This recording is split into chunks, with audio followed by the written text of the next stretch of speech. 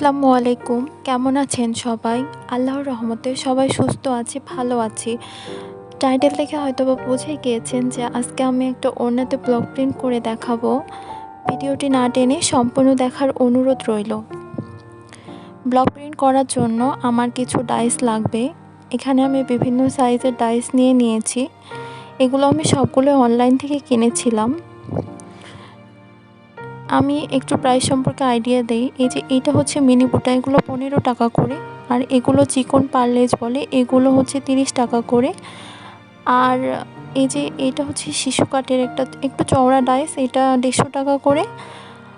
আর এটা হচ্ছে আম কাঠের একটা ডাইস, এটা 100 টাকা করে নিয়েছিল। যেহেতু এগুলো এখন অনলাইনে অ্যাভেলেবল পাওয়া যাচ্ছে, আমি এখানে একটা ফোম শিট নিয়েছি। তারপরে একটা তুলি নিয়েছি রং ছড়ানোর জন্য, আর একটা প্লেট নিয়েছি।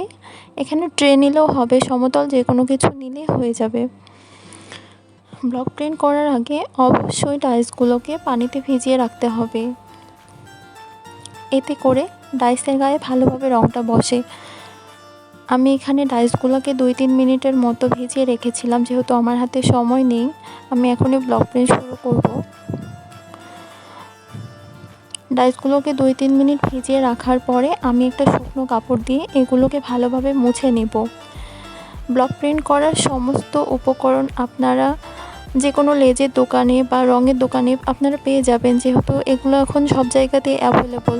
বা অনলাইনে ব্লকের ডাইস লিখে সার্চ দিলেও বিভিন্ন পেজ চলে আসে। ডাইসগুলোকে মুছে নেওয়ার পর এই তো দেখুন, আজকে আমি ফ্লোরের উপরে ব্লক প্রিন্ট করছি একটা কাঁথা বিছিয়ে। ব্লক প্রিন্ট করার সময় অবশ্যই নিচে একটা মোটা কাপড় বিছিয়ে দিতে হবে।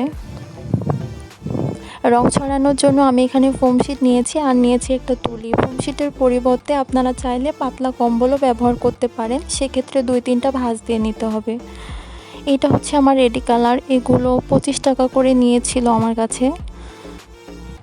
তো আমি ফোম শিটের গায়ে রং ঢেলে সেটাকে ছড়িয়ে দিচ্ছি। এভাবে ফোম শিটের গায়ে ভালোভাবে রং ছড়িয়ে দিলে ব্লক প্রিন্ট করার সময় কাপড়ের গায়েও রংটা ভালোভাবে ফুটে ওঠে। আর কাপড়ের গায়ে রং ভালোভাবে ফুটে ওঠার জন্য ডাইসের গায়ে ভালোভাবে রংটা লাগানোটা জরুরি। দেখুন, এভাবে ফোম শিটের উপরে ডাইসটা নিয়ে হালকা হাতে চাপ দিয়ে রং তুলে নিতে হবে। আবার খুব বেশি প্রেস করা যাবে না, তাহলে ডিজাইনটা ঘেটে যেতে পারে। রংটা অনেকটা লেগে গেলে ডিজাইনটা ঘেটে যায়। তো আমি কাপড়ের উপরে আলতো করে চাপ দিয়ে নিচ্ছি। আমি ওড়নার পাড়ে এই ডিজাইনটা ব্যবহার করছি, যেহেতু এটা একটু চওড়া। তো আমি ভাবছি যে ওড়নার চারপাশে এই ডিজাইনটা দিয়ে দিব।